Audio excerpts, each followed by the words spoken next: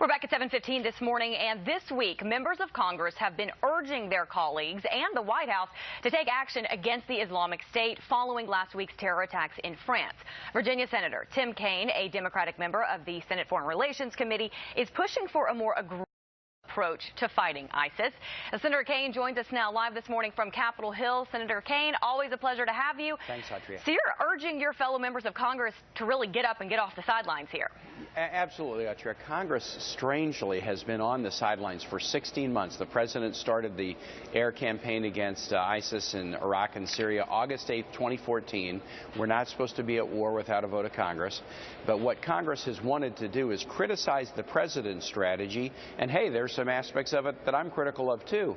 But Congress doesn't want to vote to either authorize it or stop it or refine it. They just don't want to have their fingerprints on it. And that is just so outrageous because we've got 3,600 troops that are deployed over there that are risking their lives. We've already lost 10 service members. Congress ought to be able to do its job, have a debate, and say this mission is worth it if we're asking people to risk their lives to battle ISIL. Well, Senator Kaine, you're there in the halls of Congress every day. You talk with your colleagues there. Do you think that they might be a little gun-shy because of what happened after the invasion in Iraq, and many members of Congress were criticized for approving that?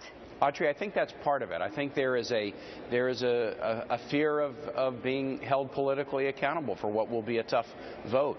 If you vote to authorize military action, and even if it goes absolutely perfectly, you know there will be consequences. There's likely to be deaths, and things never go absolutely perfectly. So I think people are basically comfortable in trying to kind of hide in the weeds and just criticize the president.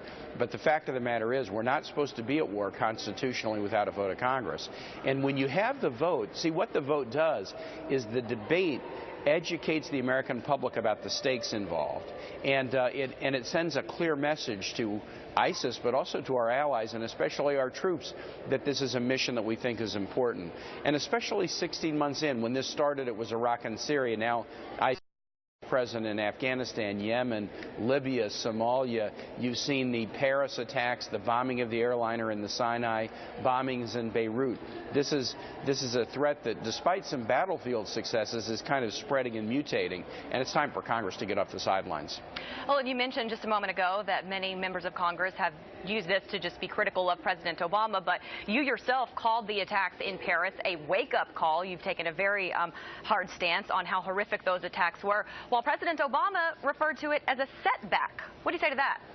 Well, look, I think I prefer my way of describing it. It was a horrible atrocity, just as was the downing of the airliner in the Sinai with all these tourists on it, or the explosions in Beirut. And we've just seen one after the next, and there's going to be more.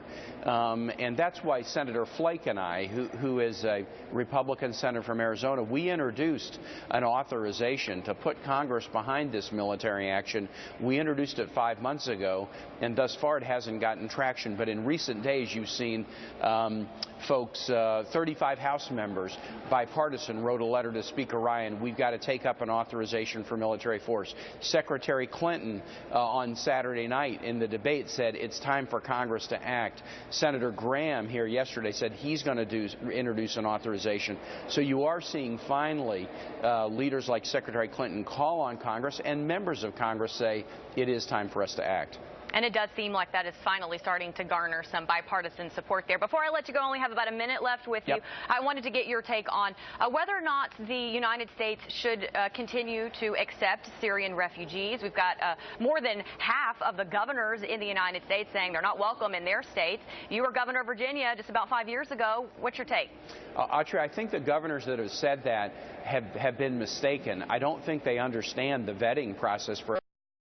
So here's the numbers. There's 4 million Syrian refugees who've registered with the United Nations. Of that 4 million, 20,000 have been referred to the United States after some vetting for potential entrance as refugees. Of that 20,000, 2,000 have been allowed in, and it took 18 months to vet those 2,000 with every agency known to mankind vetting them to make sure they're safe. The process is a solid one, and I think if the governors had had understood that, they wouldn't have gone out on a limb and said no Syrians need apply. These people have suffered the worst humanitarian crisis since World War II. We got to make sure the nation is safe. But let's not brand people who've been terrorized. Let's not brand them further because they've suffered very, very much. So quick answer, if you were still governor of Virginia today, they would be welcome in the Commonwealth.